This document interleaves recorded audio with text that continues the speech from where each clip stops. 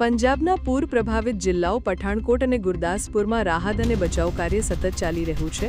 ભારતીય વાયુસેનાએ આ વિસ્તારોમાં પોતાના રેસ્ક્યુ ઓપરેશન હેઠળ અત્યાર સુધીમાં 11 નાગરિકોને સુરક્ષિત રીતે બહાર કાઢ્યા છે.